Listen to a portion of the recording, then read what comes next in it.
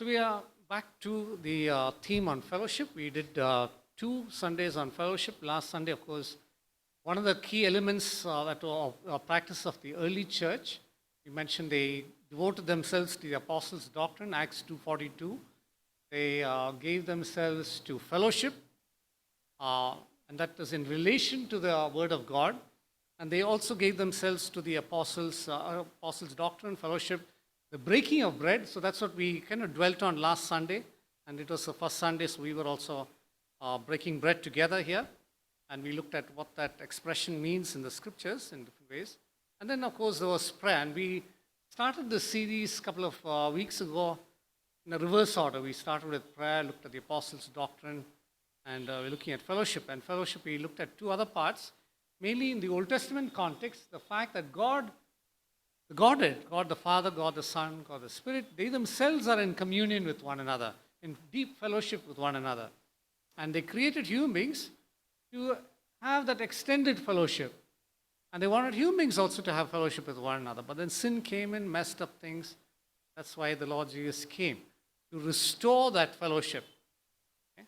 So salvation actually is about a restoration of a relationship. It's not just about going to heaven.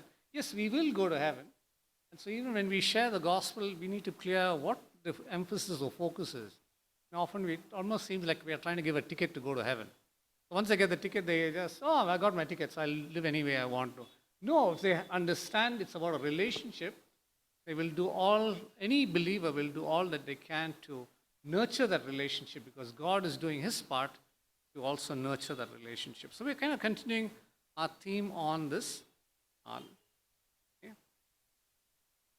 Stopwatch going, okay. Yeah, so let me read a verse, since we also talked about persecution just before this in prayer. And this is a key verse, and I believe a goal that Paul the Apostle had for his personal life. And I'm sure in many ways it should be for most of us. So it's Philippians chapter 3, and this was his goal in life. Philippians chapter 3, verse 10 and 11. I will read both together. Paul says that I might know him. His goal in life was that he might know the Lord Jesus Christ. Not just in terms of salvation, he already had salvation, he was saved, but he was talking about knowing him in a deeper sense, in deeper intimacy. Okay? And what was that? He says that I might know him and the power of his resurrection. He's not getting to know about some person that is dead and gone. All of us who have at some point studied history, we often study, when we study history, we study about places, that's true. We study about events that took place, that's also true. We study about people also, that's true. But the people that we study about in history are dead and gone. This is reading about them. We may learn some things from them, but that's about it. I like some of these catchy idioms and phrases. And one phrase about history was this. It says something like this: the one thing we learn from history is that we never learn. Okay? Meaning we tend to repeat the same cycle again. Okay? The one thing we learn from history is that we never learn. The same things happen again and again. And that's what we see through the scriptures. Right? But Paul, he was concerned about getting to know a person that lived, that died, and rose again, and he's alive. And he wanted to focus and get to know that aspect about the Lord Jesus Christ. But he doesn't stop there. He says, and the fellowship of his sufferings. Now we can ask ourselves a question: hasn't the sufferings of Christ ended on the cross? What do you think? Didn't Christ, one of the last phrases, he says, it is finished. That his sufferings, his work for the salvation of people is over, completed. There's nothing to be added to that, right? And so Paul says here that I might know him in the power of the resurrection and the fellowship of his sufferings. Then he adds another phrase there, being conformed to his death. Now in the Lord's Supper, we constantly reflect on the fact that he died for us and gave himself for us. And we will do this, we will proclaim his death till he comes. Because that also conveys his resurrection in that sense. And so we are involved in the fellowship of his sufferings. How do we fellowship with his sufferings? Like we just did in a short, brief way. one aspect of it is we prayed for those that are suffering. We identify with them. Sometimes there are practical opportunities. We engage to help out, literally, physically. Even with ministries like the persecution relief, maybe supporting them or doing things with them. Okay? Making some of our service available. Like a lawyer that can give his service free to help in assisting in a legal case with those persecuted. That's a practical way to help. That's fellowshipping in their suffering. So when we talk about fellowship, some basics of fellowship, we are going back to some of the roots. The Greek word in the Greek New Testament is this word koinonia. Okay? Think of a coin, koinonia. Okay? The koinonia. And this Greek word, that's where we get the word fellowship from. The root of that word koinonia comes from another word called koinos. And the word koinos is it means to hold or have something in common. Okay, we all here have something in common.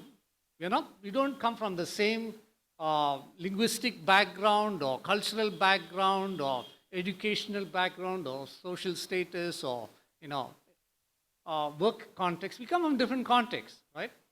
But we have something in common. It's not just the thing that all of us sitting in this room here are Indians. Yes, we are Indian. That is one thing in common, yes. But it's something far deeper than that. What we have in common here is the fact for the fellowship is that we know Christ, irrespective of our background. Some may have come to faith in Christ from another background. Some even from a Christian traditional background, not knowing Him initially, but having an encounter with Him. But now we have one thing in common, that is a person. It's the person of Christ. Okay? So when we talk about New Testament fellowship, a more precise meaning is to participate in something with someone. Yeah, engaging and doing something with someone. We can't fellowship all by ourselves. That's not fellowship. Like some believers will say, all churches are all fake people, all failures, leaders are fake people. I don't go to church, I'll sit at home and I'll worship God. I'm accountable to God. And so they it's I, me and myself kind of thing. That's not fellowship. So one of the things that we see, it has to do with sharing with one another. And one of the key verses is this verse from Acts chapter 2, verse 46. Acts 2:42 is they met together for apostles' doctrine, for fellowship, breaking of bread, prayer. But they demonstrated it. What did they do? It says they continued in one accord, in oneness, being one. Being different, yet one. Because in Acts chapter 2, on the day of Pentecost, yes, all of them that put their trust in the Lord Jesus Christ, the 3,000, were all of Jewish background, but they didn't come from mainland Israel. They came from other countries. They spoke other languages and they came there. But the moment they came to know the Lord Jesus Christ, the difference about languages or tastes, preferences, culture, practice, all that, all melted away and they merged together in oneness. And this is one thing it says about them. In oneness, they gathered together in oneness. There's one practical thing that they did. They ate their meals with singleness of heart. Because many of them came from other places. Maybe they didn't have food. Some local person prepared food and took it to them, and they shared and they ate together and made sure that everyone had, right? So what did they do practically? They did share meals. That's one thing they did do. Now, it would have started with that, but it cannot and should not be the sole purpose of our coming together. Every Sunday morning, we come together only to have a meal together or a lunch together after the service. That's not the purpose. It may start with that to connect, but it has to go beyond that.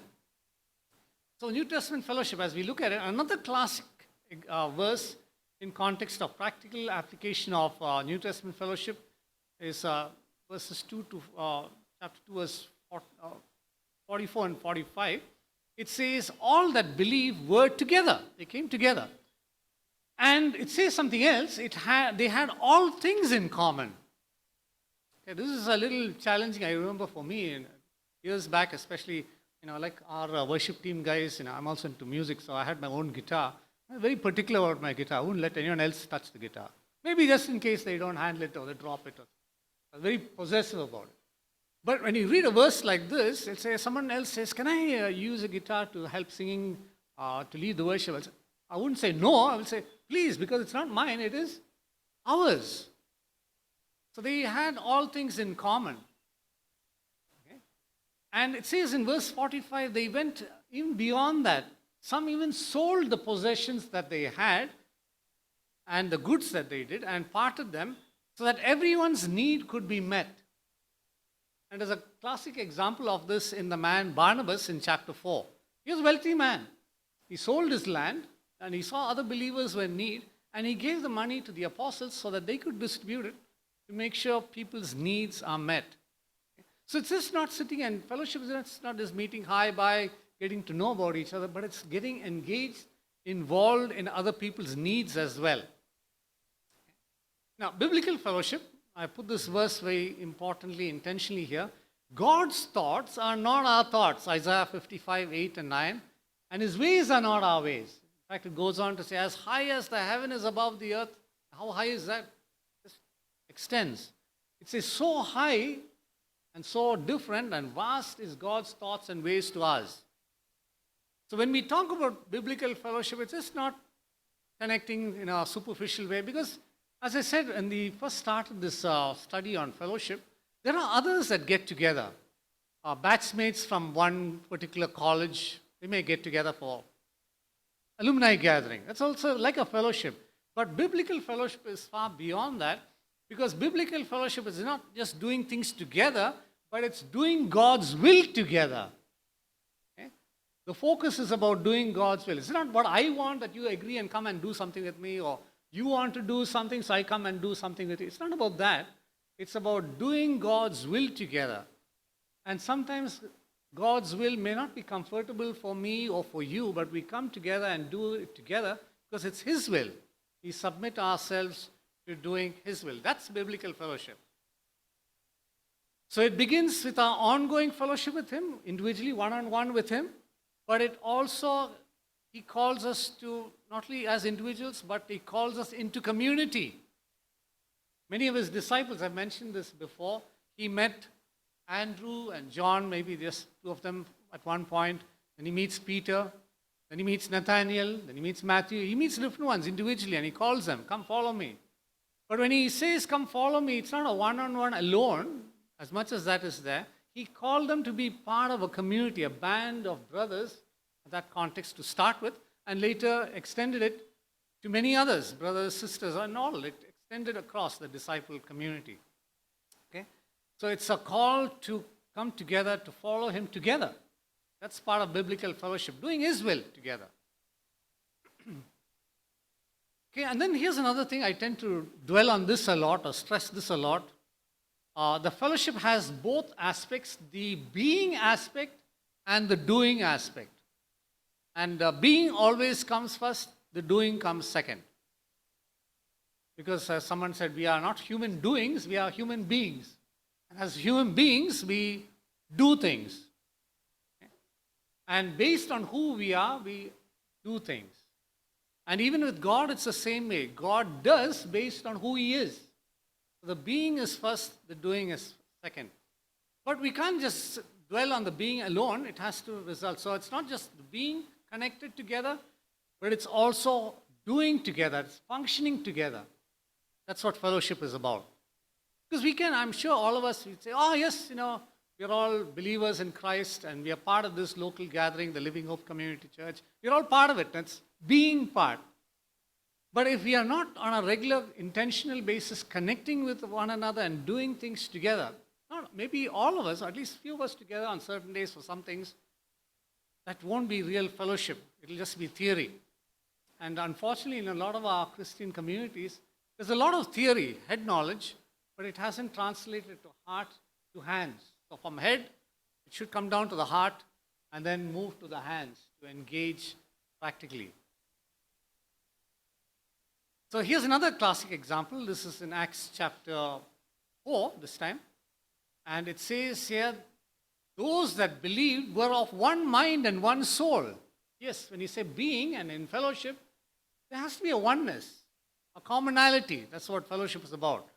So this is the being part. They existed as one, okay, the being part. But it doesn't stop there. They go to the doing part. And the being part results in them functioning together. What do they do? It says here, they said and they did. Two parts of it. They said nothing that belonged to them is their own. Right? And they were willing to share what they had with others. No one claimed, that's the NIV, and the KJV says, no one said, but they shared everything that they had. So some biblical instruction on fellowship, what governed their fellowship was the teaching of God's word. So a couple of things here. Now, James in his epistle, so it's not just Paul that talked about it or just Peter that talked about it, all of them. Because they all experienced this being a part of the band of Christ's followers. They experienced what it meant to be connected with one another. As much as they had differences with each other, they learned to sink those differences and be one. Right? So James in his epistle, this is James, the brother of the Lord, or half brother. So he says this, don't just be a hearer of the word. Okay? Just believing. You kind of hear, acknowledge the word or truth. I think a few Sundays ago I mentioned there are 4 levels of truth, as somebody put it. One is to hear the truth. Okay? And the second is to believe or know the truth. So we can know and believe the truth. We've heard it, but we believe and know it. And sometimes we go to another level because we have been hearing it so often and we believe it and it's in our hearts. We start to teach it, which is also good. We have to teach. But truth in its reality comes to life when it's applied in our own lives.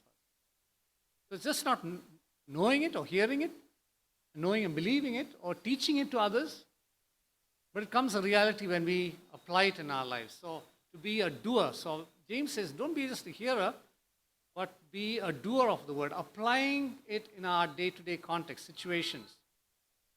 And so in chapter 2, now James is a very practical book. Someone describes the book of James as the New Testament book of Proverbs. The Old Testament book of Proverbs talks about very practical things. The New Testament book of Proverbs is the book of James. And so James says this in chapter 2, verse 17. Let me just read that for you, the full verse. He talks about faith and belief and works. And sometimes there's a confusion. Is he talking about a works gospel? No, he's not. What he's talking about is talking about a faith that works. Let me just read that. Chapter 2, James chapter 2, verse 17. He says this. And if one of you says to them, depart in peace. Let me read okay. If a brother or sister is naked or in need, destitute of daily food, verse 15, then 16, and one of you say to them, depart in peace, be warmed and be filled. Okay, what are those? Just words. They're saying statements, well-meaning statements. Oh, God bless you, we'll pray for you. Good. But it can't just stop there. He says, and you do nothing to provide for their needs. What does it profit to that person? The person has an actual physical need. By saying, yes, I recognize your need. I know it's true. Yeah, you don't have this. I'll pray for you. I'll tell others about it also. It doesn't help their situation. We need to move beyond that. So he says, what does it profit? Thus, also faith by itself, this is what James says, faith by itself, when it's not demonstrated, put to use, he says it is dead. If it does not work, it is dead. But someone will say, you have faith and I have works. That's what James says, I have works. He says, show me your faith without your works, and I will show you my faith with works. It's a faith that works. Okay? So what James is going on to say is, now without demonstrating it in practical terms, our faith is meaningless to other people. And it's dead. So this is what James had to say. Now let's look at it. And he says, I will show you my faith with my works.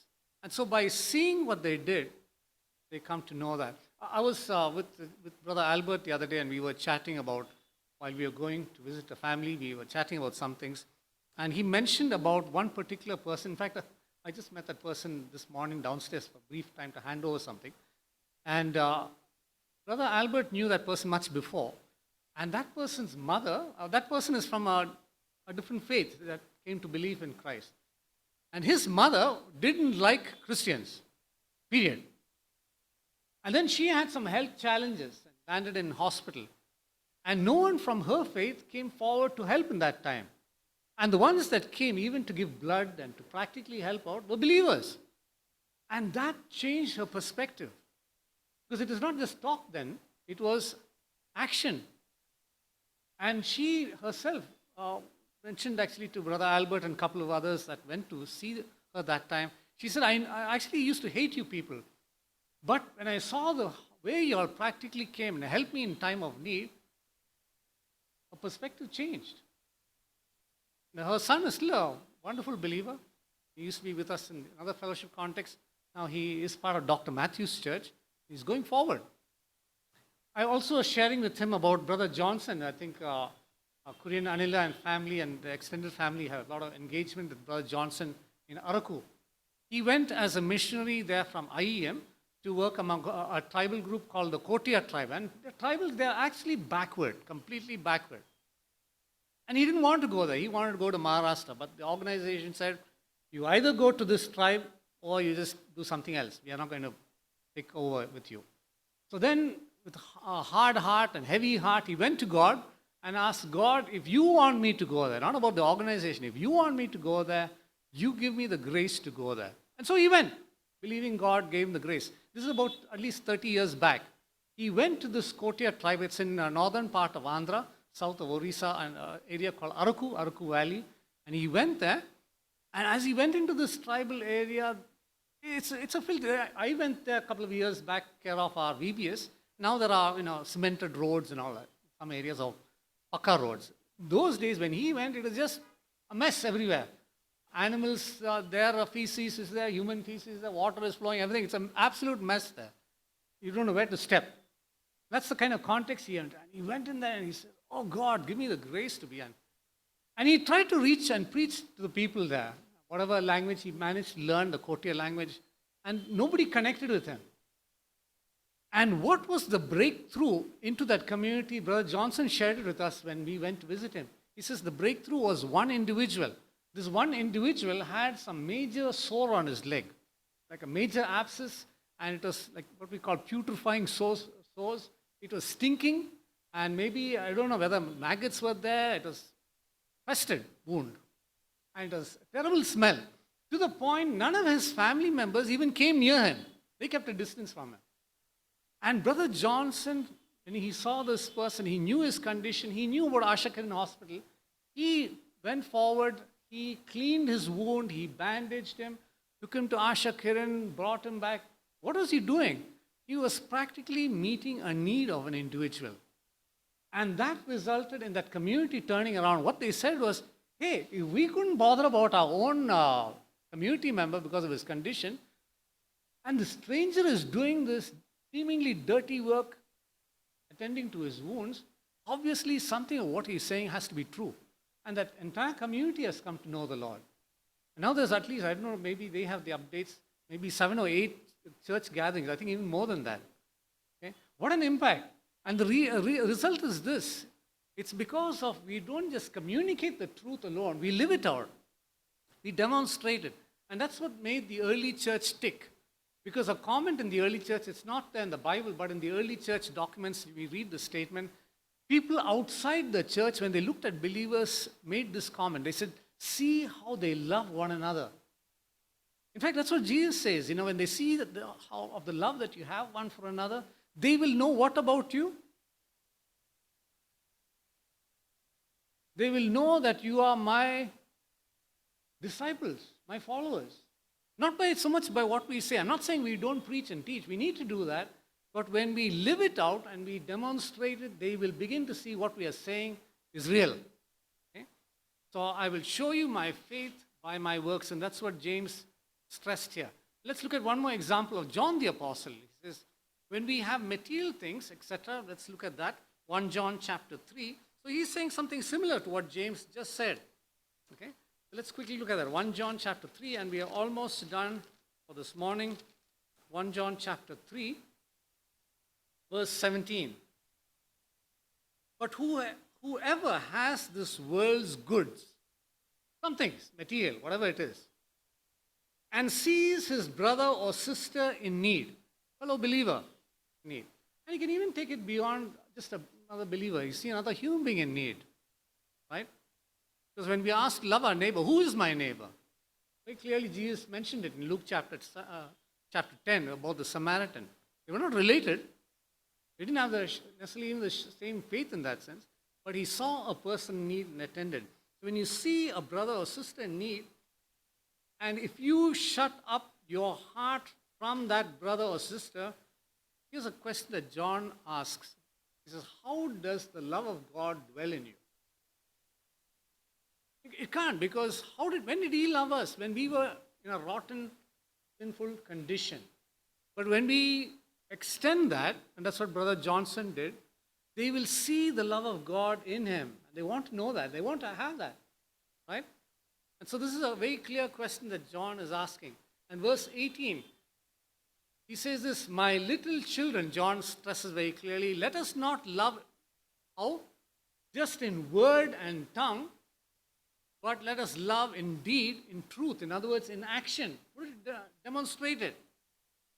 And so as we come back to this issue of the truth, we can hear the truth, we can know the truth, we can even teach the truth, but if we don't live out the truth, people will not believe that we are connected with the truth. The person of truth, the Lord Jesus Christ, and his word, which is truth. Now as we close, just a couple of questions for us to reflect on. Now this is the same question I gave a couple of weeks back, because the message is not necessarily different in that sense. Do we as disciples of the Lord recognize that as much as he has called us individually to walk with him, follow him individually, that is also important, he's also called us to function as a community. So both are there. Sometimes people can hide in a community and not cannot take on their individual responsibility. That is also a problem. Some will function totally individualistically, have nothing to do with community. That's also a problem. God wants both. Because I'll take a classic example in John chapter 21, I think it is. Yeah, I think it's in John chapter 21. Now, Peter was an apostle of the Lord that was very verbose, expressive, outgoing and loudmouth. Sometimes he talks, they would use this expression, he'll get his foot in his mouth if he talks too much. And so at one point, after Jesus restores him after his denial, and then suddenly Peter is looking around, why is he only addressing me? What about these other guys? Suddenly he sees John the apostle there. And he says, Master, what about him? And Jesus turns to Peter and says, don't worry about him. You do what? Follow me. So there is an individual aspect also. We need to individually follow him. Yet it's also in the context of community. So both are there. So he calls us individually, but he wants us to function in community. Do we recognize that, and do we function in that manner? Second question, this is different from last time. Is our love for one another demonstrated in action? I put in singular and plural. Because if we are just saying, we care for them, we pray for them, we love them, and we don't do anything, that's a question. Even if it's one act, one decision, one engagement, it's meaningful. That's one of the reasons when Living Hope started, we had this desire, we want to be engaged in some meaningful way with those around in need.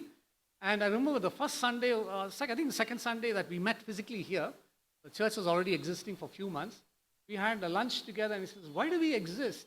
We need to be a place of refuge for people. When people come in, they should feel ministered to, cared for. And that's part of our philosophy. And maybe a year after that is when we kind of connected with Brother Albert and Sister Lali. And Abhyam had not yet started actually in Bangalore. And they shared their vision. They're one of their board members now, I think the chairman, Dr. Soni was part of us also. And they came and we talked together. And they mentioned about what they're going to do. Right? Going to minister to various people with challenges in their lives, destroyed lives in some sense, and help restore that. That's what God is all about, to bring about reconciliation with people. So lives that were maybe damaged or destroyed by the evil one, that they could be restored. And so that's how we partnered all these years. And so the Abhayam ministry, it's wonderful to see over the years. Many people have come and gone. God has done a wonderful work in their lives. And with them, you can't just share the gospel, just talk to them. Yeah, we need to share the gospel with them, but we need to practically do things for them. And that's what Brother Albert and Sister Lali and the team, the staff over the years, different staff that have been there, the board members have been doing, and some from our church also in various practical ways. So do we demonstrate it in action? Then when we say something, they will listen to what we have to say. And last question. What would be a specific area of fellowship that we as believers and disciples of Christ could grow in? Because this is something we need to grow in. It doesn't happen automatically. I know by personality, all of us are different. I knew of one believer. Today he's doing some tremendous job. I remember the first time I met him, you see him also, he'll never lift up his head. His head is always down. You talk to him, he'll say something, you have to go near him. Extremely introvertish. That's his personality. Nothing wrong with that.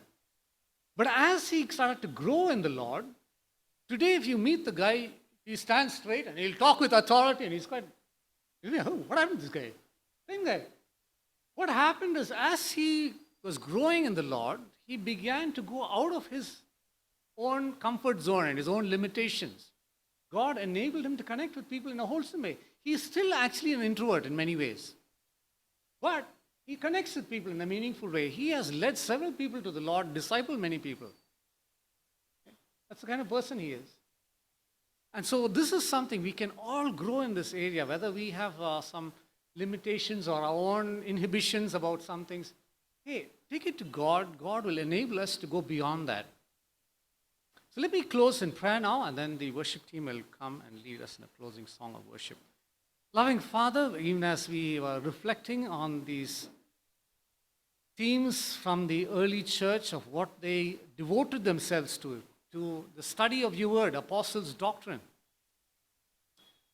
to fellowship that is based on your will, on your word, on your doctrine, and to the breaking of bread. Yes, the Lord's table, also in fellowship over a meal from time to time. And they gave themselves even to prayer. Praying for one another, praying for the enemies, praying for the persecutors who persecute us, even as you, Lord Jesus, taught us to pray. You said, pray for those that hate you and persecute you. And thank you that as your people, we could be engaged in these things in a meaningful way in our lives. And so we pray, even as we reflected on some things about what biblical fellowship is all about. We thank you that you have called each one of us out of darkness. And when we were in darkness, we were floating along by ourselves, having no idea where we were going. But you brought us into light and brought us into a community of believers, whether Living Hope Church or many other believing churches around our city and state, nation, and the world. You have made us a part of that one body. And so help us to be sensitive to one another, especially when we see those in need around us, to be able to practically step out to help. So we thank you for what you have given us. And even as we look at the early church, of what they had, they were able to distribute to people's needs. And no one said what they had was their own, but they were willing to share it and function together. So maybe not just be together, but also do together, functioning, demonstrating your love to people around us. So that when they look at us, as they said of the early church, they saw how we function, they said, see how they love one another, and they desired to be a part of this gathering. And so once again, we commit the churches in the north of our country that meaningfully gathered together to worship you, to study your word together, to fellowship with one another. Even this day, as we are in fear or in oppression, may you minister to them and equip them and strengthen them, that through their lives, even many persecutors will come to know you as Lord and Savior, like you turned the furious, vengeful Saul into a wonderful Apostle Paul, who became a blessing to the church at large, even to this day. May you turn many such people for your glory and honor into your likeness and into your purposes. And use each of us this week to be a channel of your blessing in Jesus' worthy and precious name.